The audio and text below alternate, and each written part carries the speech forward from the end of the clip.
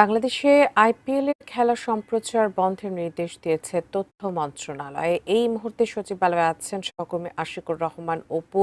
সরাসরি যুক্ত হচ্ছে তার সঙ্গে। অপু, তথ্য মন্ত্রণালয় আইপিএল এর যে খেলা সম্প্রচার বন্ধের নির্দেশ দিয়েছে, এর কারণ কি? হঠাৎই বা কেন এই সিদ্ধান্ত? বিস্তারিত জানাবেন। মা, আমি আসলে এই মুহূর্তে স্বরাষ্ট্র মন্ত্রণালয়ের সামনে আছি।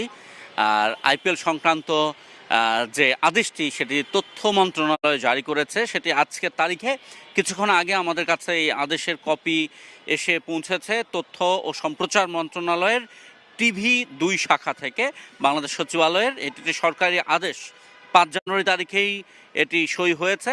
এখানে বলা হয়েছে ইন্ডিয়ান প্রিমিয়ার লিগ আইপিএলের সব খেলা এবং অনুষ্ঠান সম্প্রচার বন্ধ রাখা প্রসঙ্গে, অর্থাৎ কোনো রকম খেলা এবং অনুষ্ঠান আইপিএল সংক্রান্ত